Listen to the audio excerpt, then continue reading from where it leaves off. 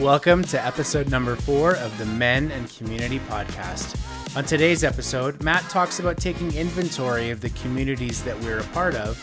Carlo shares the importance of identifying the value each community brings or receives. And both of us share the ways we try to make our communities just a little bit better. Thank you for being part of our community. All right, everyone. Welcome to episode 4 of the Men and Community Podcast. I'm Carlo. I'm Matt. And we're super excited to have you here. Today, we are going to talk about a couple of different things, but mostly it's going to be the concept of building the communities that we're a part of.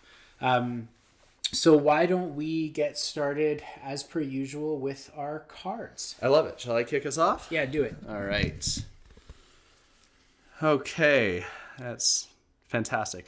What's the most embarrassing moment that you've witnessed? So this is really, really funny because like the only thing that I can think of was actually like I was the one getting embarrassed by this moment. And so I don't know if you were going to use that one, if that came to mind for you since you were there or not. But certainly like the most embarrassing moment I've witnessed that I can remember was certainly my own. Okay, go. What was it? You're drawing a blank, so I'll tell the story. Yeah, I don't know. This was fresh off of our recent trip to Costa Rica.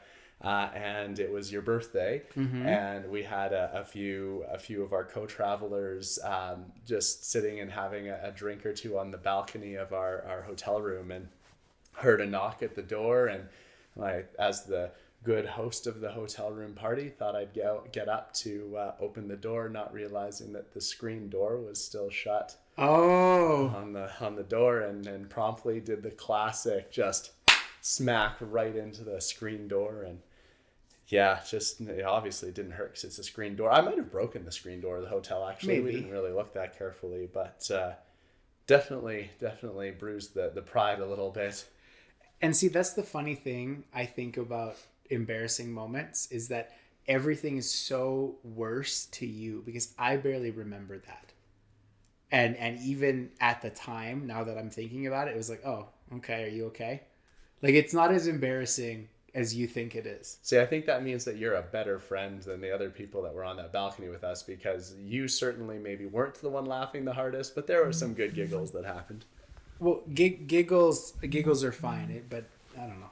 It gets forgotten. Embarrassing moment for me. Oh, man. Or that you've witnessed. It doesn't have to be your moment. I'm having a hard time remembering one. Oh, no, I do remember one.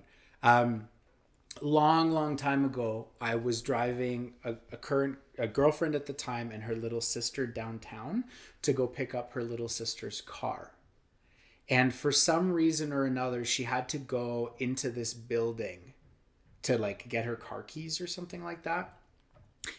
And we're sitting in the car watching her, and she walks up to like a turnstile door and like grabs it and just starts pulling.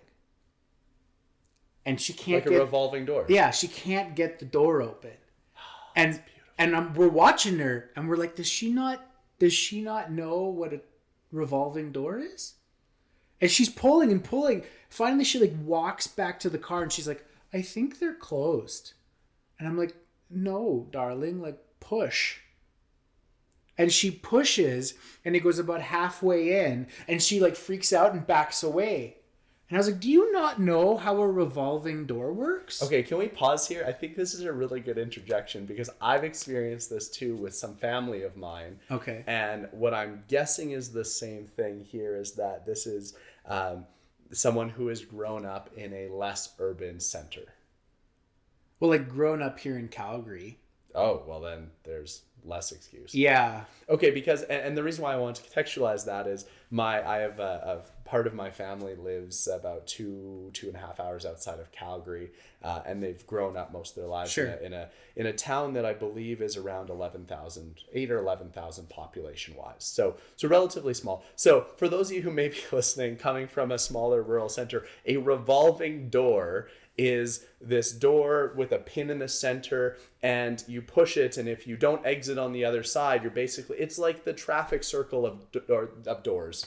Sure. And The thing that is kind of like, messes with you a little bit is that once you get in, there's like this pressure that builds up inside the door, air pressure, and it becomes harder. Psychological pressure. It becomes harder to push the door. So you start to second guess yourself whether like it's like stopped or not. Also, you can't have really more than one person in a section at a time, or else you get stuck and you end up like shuffling against each other.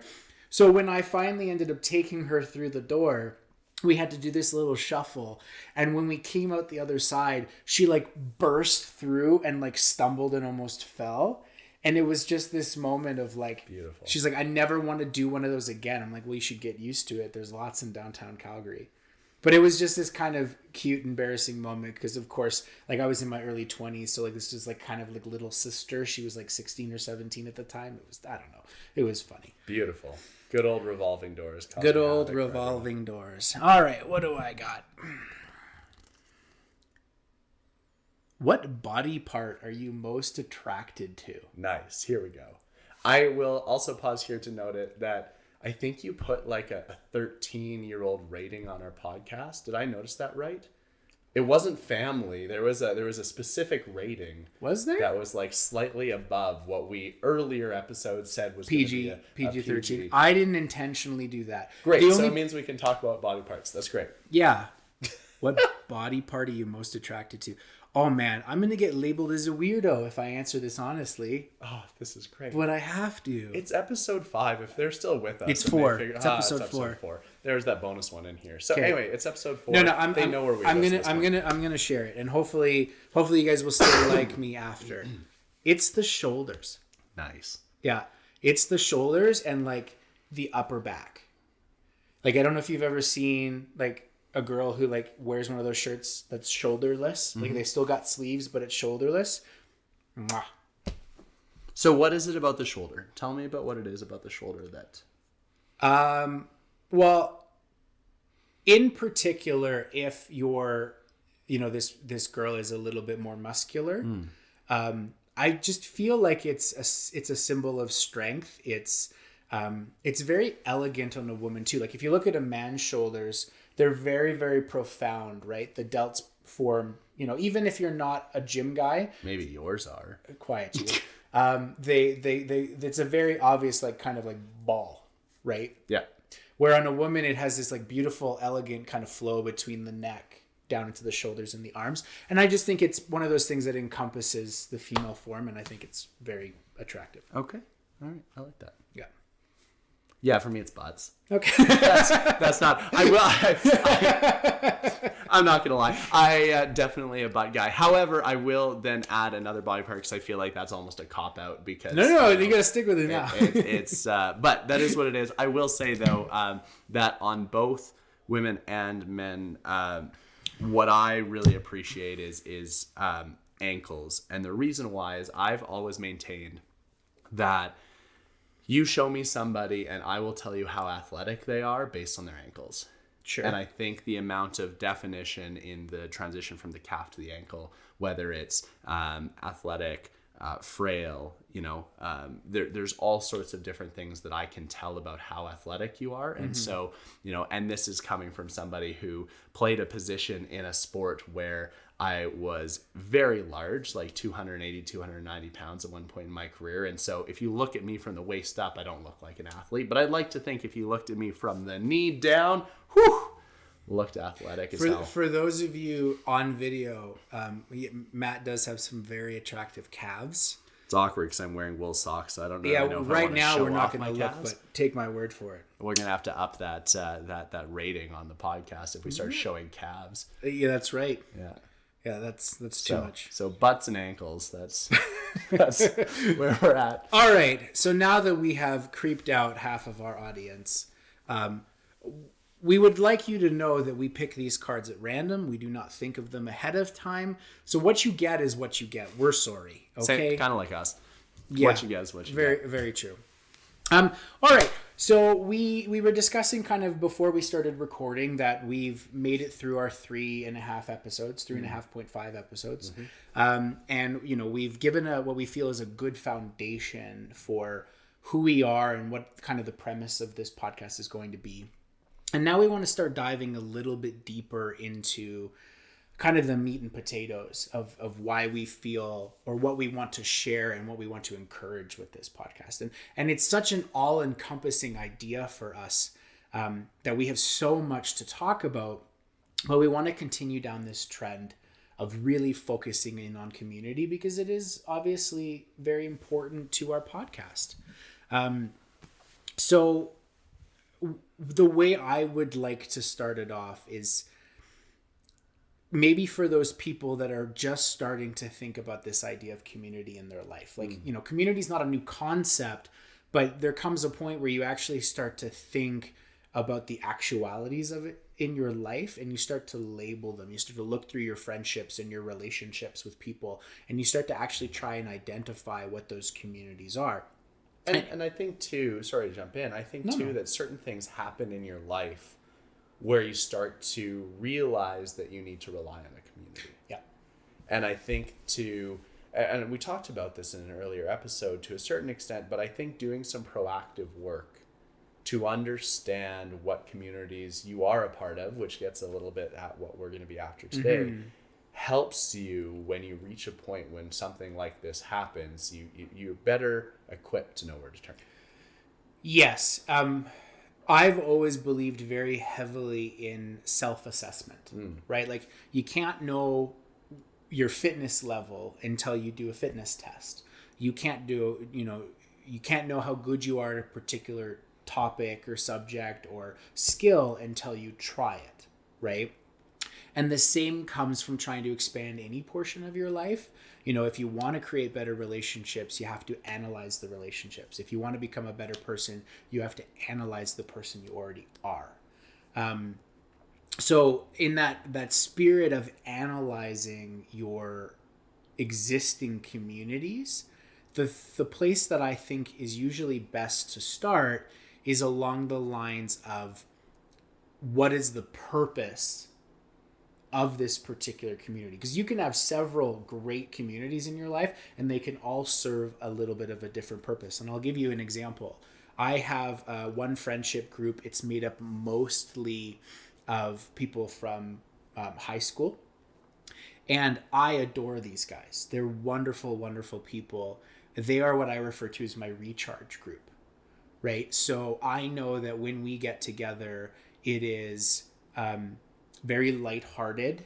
You know, we talk a little bit about life and the things that are going in on it, but we also talk a lot about, you know, the great times of the past, and we have fun and we play board games and you know, we do silly gift exchanges at Christmas time and all that kind of stuff. But they are my recharge group, where I have a group that's, you know, made up of you and several of our friendships, where I would talk more about our growth group, right? The conversations. Do we do silly things? Absolutely.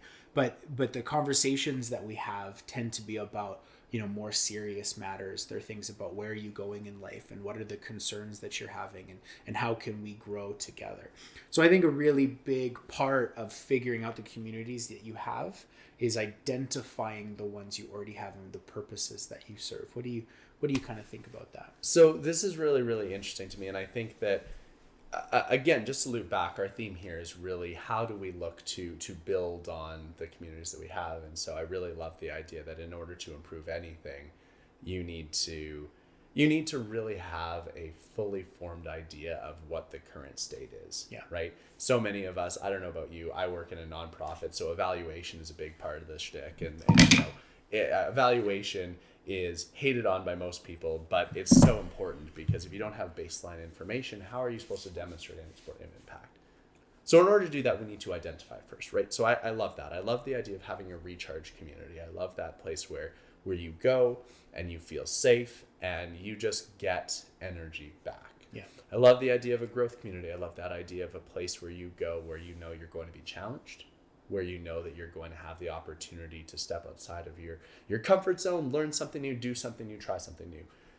I also think it's really interesting too, because a lot of communities maybe don't need to be thought of in those terms. Like I think that a lot of communities are going to be marked by a shared interest or a shared commonality, right? So whether you're fans of a particular sport or sports team, right? I'm a huge Toronto Raptors fan, huge Calgary Stampeders fan, right? So I then identify with communities of people that happen to cheer for those things.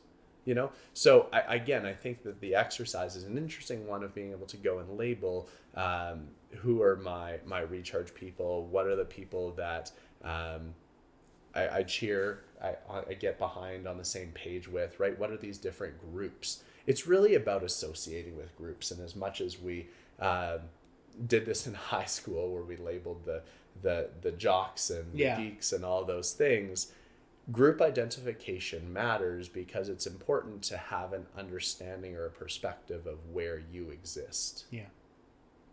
Yeah, and it's intriguing to me. I want to dive a little bit more into this, what you mentioned about like the associating over a common interest. In particular, the sports one. Like I can see the community over a common interest because I'm a big video gamer. In particular, one video game. That would be a huge community of interest too. It is, absolutely. Yeah. But it's also an activity we do together. We play that game together. So we've formed that community over a shared experience of living in this world of this video game. Where I've never really been a sports guy. Like watching sports, I love playing them. I don't really watch them. Like when I came over tonight, you were watching the basketball game. I would never just put the basketball game on by myself. If I was having friends over, for sure, but never just on my own. So I guess what I'm getting at here is this idea that what is it that you find you gain or you enjoy out of, having this shared interest in a sport that you are just kind of watching, because you're never going to play on the Toronto Raptors, right? Oh, never. not even if I was the last basketball player. Okay, so and I think this actually is really interesting because we're able to loop back to a previous conversation we had in an earlier episode. We as human beings have evolved in such a way that we are naturally going to look for people that are like us. It's this very tribal orientation with how we've evolved, right? We've evolved in groups of people that, for a long period of history were nomadic, and then we settled in certain places and all these things happened. And so there was always this sense of, I'm going to form closer bonds with the people that are in my group, my community, my tribe, my municipality. And usually that would happen at the expense of somebody else. Right? For us, the big municipal rivalry is Calgary versus Edmonton. Sure. I bond with people who are from Calgary largely at the expense of people from Edmonton. Shout out to the two people on our Costa Rica trip. That's right. They're the worst because they're from that city. Anyway, so this is kind of how I think sports fandom comes to be. You build these bonds, whether it's because you grew up cheering for them or they're from your geographical municipality or whatever, they you build these bonds cheering for these people, and then their successes, their triumphs become yours because it's this ingrained evolutionary sense of this community, this connection that we have with a certain group at the expense of others, which is really what competitive sports is all about. Okay, so really you're sharing the thrill and camaraderie of winning a competition or defeat. Sure. Defeat. I think the community becomes just as strong. I mean, nothing you love better than when your team loses at the end of the season, and then you get to come together with the rest of your fans and bitch about why it is that they lost and what they need to do to get better. Right? So that galvanizes a group almost as much as winning some sort of a championship would. Okay. Like, and it's not to say I don't understand the concept of team sports, because like I said, I play lots of sports. It's just never been my I've never been drawn to the idea of watching them as much. So, Right. but I get what you're saying. I thought that would be kind of intriguing. And I guess this stems or swings itself back around to the next thing that I kind of wanted to bring up is that once you've kind of identified the groups that you have in your life and you've identified maybe what their purpose is a little, or maybe that they don't have one. Yeah. Right. Like you said, because not every group needs to have a particular purpose. I think more importantly is you need to identify whether that community is one that brings value to you or it's one that you bring value to. And it can be both. It can be a two-way street. I would say our relationship in our community is very much a two-way street. But I'll give another example is that I had the honor of being part of a men's group over COVID. And it was a great group, fantastic guys. I have nothing but good things to say about them. But I found that during our conversations, I felt like I was giving way more knowledge and maybe nuggets isn't the right word, but just the way I speak. I felt I was giving way more than I was walking away from those sessions with. Right. I felt like I wasn't learning or gaining enough from it. And because our group was focused around this idea of growth as men, and I wasn't growing from it, I ended up eventually walking away and saying, I appreciate the group for everything that it is, but I don't think it's in line with me right now. And at the time, I felt really poor about it. But after a while, I realized, similar to that concept I mentioned a couple episodes ago, is you have a very finite amount of energy available to you, and you have to be selective about where that energy goes. And the energy I was giving into that group wasn't serving me enough, right? Because sometimes pouring into someone or pouring into a group and seeing the positive impact that is making provides you with your own energy back. I wasn't getting that from the group. So I ended up having to kind of walk away, right? And the flip side of that, and I'm blessed, I don't think I've been part of many groups like this, but the other side of that is that, this group is just detrimental to you, right? It proves no value for you. You're not getting anything from it. You don't know if you're giving anything to it. And the people inside of it maybe are just not at the same stage of life or on the same wavelength as you. And they're more damaging to you than anything, right? So I think it's really important that we identify, what's the flow of energy in this group, right? And I think that's really really interesting. So early on in the pandemic, I wrote a list of people, and it feels really really crass almost, but the list was titled "The List of People That I Would Risk Getting COVID For." I remember right, this. and this is back in earlier mid 2020 when death rates were incredibly high, and there wasn't the opportunity for full understanding of the full ramifications of COVID-19, and it was still a very scary thing. And I wrote this list of who are these people that I feel like I would risk COVID for, not knowing what we know now or think we know now about it.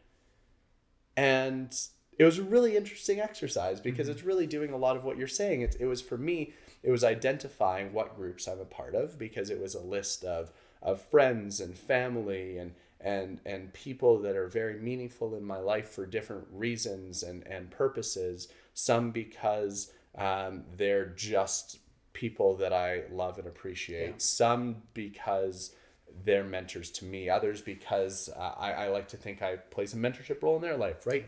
And it's this very different dynamic. And so, but the same concept, right? So I had to identify the people. I had to identify the ones that were of value. And in doing so, you start to create this appreciation of who might not be serving you. Yeah. Yeah. And again, I feel like that is a very important thing to do. And I think what's kind of cool about this entire concept of identifying your communities is that whenever I've encouraged somebody to do this, especially somebody who felt that they didn't have a lot of people in their life that they could, really feel close to, as they start to identify these people, and these communities around them, they start to realize I actually have more people than I thought I did. But then they also start to realize that maybe they haven't pulled their weight in maintaining that relationship, right? And we're all guilty of this. It's actually, believe it or not, one of the things that I feel I need the most improvement in is that I form some really good relationships, and then time goes by and life gets in the way, and unfortunately I'm not the best at following up with those relationships. So time, eventually all of a sudden that person will pop into my head and I go, man, I haven't talked to that person in 6 months. And then I'll pick up the phone and I'll call them, but I feel guilty. That 6 months should have never gone by without a quick little text message. And again, it's a two-way street, but as you start to identify these communities, you might come across this idea of, I haven't done what I needed to do to grow this community, and grow that connection with the community. So this might be a good time to kind of transition into a couple of things that maybe we can do on a personal level to try and grow the communities that we're already a part of, that, try and form that deeper connection, and maybe, find ourselves more influential or more influenced by these communities on a day-to-day basis. Awesome. I like that. So for those of you that are keeping really good lists, I'm very much a list person. So step one, we're really trying to make a list. We're identifying what are the groups that we feel like we are a member of, or that we participate in, right? Next, what is the value of that group? And, we talk about energy exchange and how much we're giving to other groups. That's still valuable to us as long as it's in a healthy situation. Yeah. Right. And so I would just like to frame it as, just because we're offering something to a community, to a group, it doesn't mean it's not of value to us. Yes. So we need to identify the groups, understand they're valuable. Okay, great. We've done that. We know that these are the groups that we're a part of. These are the ones that we find valuable, that we'd like to continue to being a part of. Now we want to make them better, right? Like, that's what we're here for. We want to, just like I used to learn in Scouts all the time, you want to leave that campsite cleaner than you found it, right? So you want to make things better. What things do you do? How do you show up in your communities to try to make them a better place? I think for me, one of the big things that I love to do is I like to be the guy that asks all the questions, right?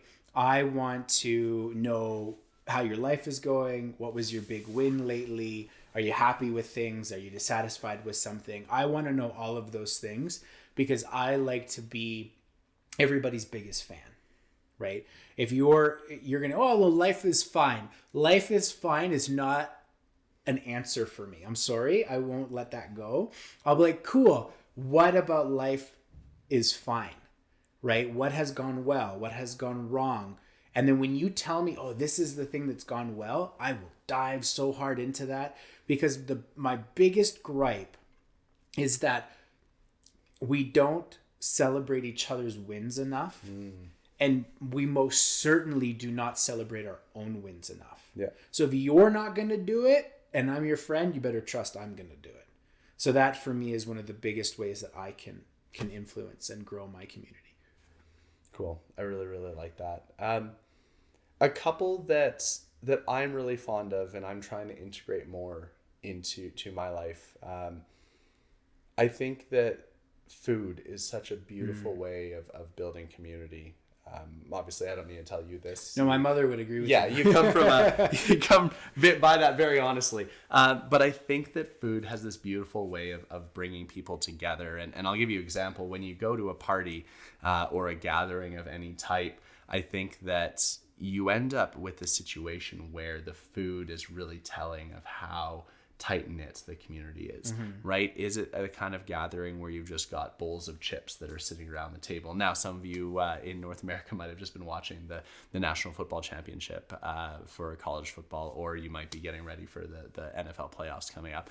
Either way, I don't want to bash you for just having bowls of chips on the table. The point is, there's a big difference between a bowl of chips on the table and someone who's taken the time to bake a homemade spinach and artichoke dip, Sure. or make a homemade guacamole. And I think that there is just something so uniting about somebody who is going to go out of their way and create a beautiful dish, or use food in some way to build community. So I think for me, I really encourage anyone who's looking to build the community just to really simply take a look at what the food is. And I know that that's a challenging thing right now, that food is very expensive.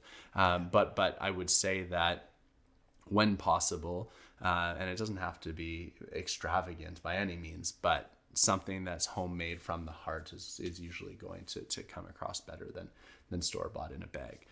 The second one that I would say is that you really want to think about the exchange of gifts. And I'm not talking about like you're going out, you're buying presents for people as a part of your community. I don't know about you, but I know that my default setting when I go to somebody's home for the first time and they offer me a glass of water or a beverage, my first instinct is to say, oh, no, that's fine. I'm okay. I had a bottle of water before I came, right? Yeah. I don't want to put somebody out. Yes. I don't want to feel like an imposition. I don't want them to feel like they have to serve me, right? But then you got to realize what that feels like on the other side. And this offer that has then been rejected, even though you're doing it with the best of intentions, you're still rejecting their offer. And so what I would say is from a community standpoint, one of the ways that I really like to be able to build community is to both offer and receive. And more often than not, it's harder to receive, even if it's just that glass of water at the door. Yeah. But that act of, I have offered you something and you've taken it. I don't care if it's a tissue or a glass of water or whatever, a place to hang your coat. Mm-hmm. That offer and acceptance is such a critical part to me of feeling closer to an individual person, to a community, whatever. If there's that offer, that acceptance, that's what for me brings communities closer together. Yeah. I want to touch on both of those. So with the food concept, like you said, I very much empathize with that. In Italian culture, one of the most common ways that you've made a really strong bond with an Italian family when they invite you over to cook with them, right? So for New Year's, my mom and my dad had all of the kids and a whole bunch of people from our office over, and we all collectively cooked. We had pizza and pizzacina and pizza frita and all these Italian dishes that I won't explain. You can look them up. But we all cooked together, and then some people brought stuff with them, and it was this big communal meal over wine and conversation. And we didn't need anything in the background to enjoy ourselves there. We just needed that, right? And I would agree. Like I say all the time that my mom's love language is food, right? If she can feed you, she knows that you're cared for. And then further to your comment about saying no to someone, that you never, ever, ever say no to my mother if she offers you something. Like even as her child, I know this because I'll get beat. I'm not saying she'll beat you, but I'll get beat. So if I say no, you'll get beat? No, you'd get beat. She knows who you are. All right, fair enough. Yeah. That's another way you're part of the family. That's right. Yeah. Or if you told me you're too skinny.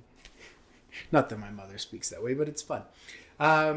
So yeah, food is a big part, and giving is a big part. That's when you know that you're getting the full effort of that community. It's like, hey, how can I make your life easier, your life better? That's when you know that they're really extending themselves to you. Yeah. And when you're willing to take that offer up, or even alternatively offer something back in return, like, bringing the bottle of wine when you're going over for dinner, or bringing, a dish of your own or something like that.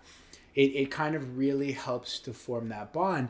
And it's so interesting that we're talking about this, because one of the thoughts that I had coming into the new year was this feeling that that I very commonly am not holding up my end of the bargain when it comes to food or money, Interesting. And I know that this may be more of an internal thing because I've had nobody raise any issues with me. But it's very common that I find just out of pure scheduling conflict, I sometimes will arrive somewhere without something with me. And I always feel bad about it. Or for example, you and I might go out with some of our friends and just through the who pulls their card out of the pocket first, who actually ends up paying for things at the end of the night, I feel doesn't equal out, right? So I've made a real active effort moving into the new year to try and bring more things with me and try to offer to pay more often and all that kind of stuff. And I don't think that really matters to many of my friends. We all have this, give and take kind of friendships, but it's that act of saying I've got this one, right? Or here's this thing I brought, that I think is really, really important in the dynamics of a relationship. And I think that one of the last pieces that I would add to that is it doesn't always have to be a thing. We've talked about food. We've talked about exchanging tissues, glasses of water, whether it's grabbing the next round of drinks, whatever that thing is. It doesn't have to be a thing, a tangible thing. But it's understanding what your gift is and what you're bringing, what you're showing up with. Because, all of us need community at different times for different reasons, but we never want to be in a position where we are consistent strain on our community. Yes. And so every community that you're a part of, you need to understand what the gift is that you bring your community. And it could be a different gift for every community. And that could be a really hard question to answer for a lot of reasons. And so I think that if I could really kind of capture what we've been talking about in this episode, it's that we need to first identify those communities, being really conscious and intentional about knowing what groups that we're a part of. It's about understanding whether those groups are serving us, and then we can start to make some hopefully not hard, but maybe challenging decisions about whether the groups that we're a part of, those communities that we're in, are serving us. I think that you're really lucky to have a really beautiful continued relationship with your friends from high school. But I know that for a lot of people, those friends, those relationships from your childhood maybe aren't healthy, right? And I know that may be the case. So we maybe need to re-examine that. Yeah. And then third, what are the gifts that you're bringing? Is it food? Is it your time, right? Like, is it that text message here or there? The gift that you can provide to communities is so often just yourself. Yeah. And it's being available, being present, being in that moment with them at that given time.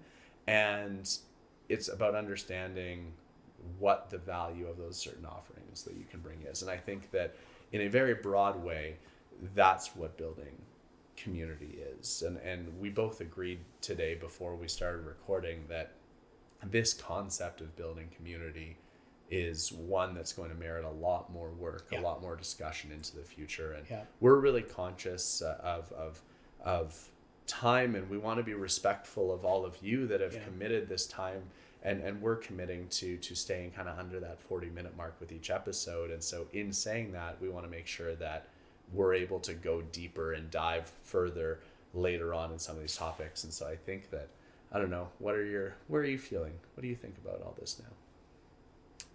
I think we've really scratched barely the surface of the whole topic of community, but my hope with this episode is that we've provided a little bit of actionable item. Yeah.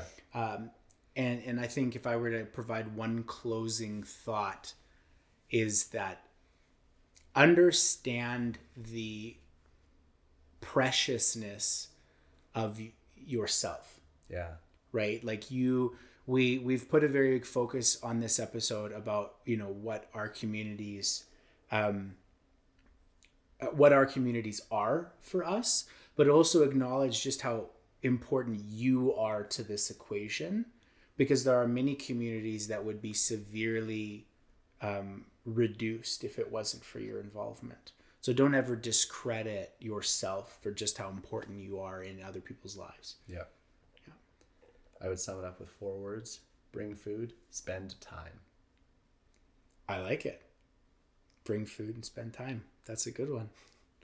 Okay, so should we end off with our things we value in each other then? Yeah, I love it. I'd like to start. I am feeling just immense gratitude for you. I mean, I do all the time, but in this moment, I'm feeling really, really grateful that you do always take the time to ask those questions, be that question guy that you're talking about. I think that, you're someone that I rely on a lot when a lot of the time I'm the one that's giving that energy to others, or that's how it feels to me. And I love it, but still need those people for both growth and recharge. So thank you for being both my growth and recharge person. You're welcome. And that is very much a two-way street for us, because of course everybody's lives and relationships ebb and flow, and it seems that we are always able to kind of back and forth between that when we need it. So that is very much appreciated as well. For me, I think what I value from you right now the most is just this idea of your companionship, right? We've had the wonderful blessing to spend a fair amount of time with each other over the last little bit over a month, and there has not been a single moment of it that I haven't valued. And regardless of what we're doing, the conversations we're having, or who we're with, there's always this level of like this connection that I feel with you in the room, right? And to me, that is so valuable to have, that it's always there, no matter, we could be kilometers apart, but that connection is always there, and I value that very heavily. And I value the time that you've given me to spend time with you over the last little bit as well. I love that. Thank you. Thank you for sharing that. Yeah. All right, guys. Thank you for joining us. We're going to conclude it there. And as always, you can find us on all of your favorite social media platforms, TikTok, Instagram, YouTube Shorts, YouTube. You can find us on all of the major podcast platforms. It was a massive pain in the butt, but we're on Apple Podcasts, Spotify, TuneIn, Podcast Addict, all those guys. So take a look for us. You'll find us. If you value our show, share it with someone, please. We said earlier in our first episode that it doesn't matter to us whether it's 10 people or 100 people, 1,000 people that listen to this. But if there's value in what you hear, share it with someone so that they could hopefully get that value. And of course, as we've always said, if you have a feedback, or you have a comment or a request or something along those lines, please don't hesitate to share them with us. We want to hear all your stuff. Yeah, and likewise, if there's a certain way that you like to contribute to the communities that you're a part of, let us know that too. We talked about a few today, but we know there's so many more. We'd love to hear what you have. Yeah. Awesome. Thanks, guys. Take care.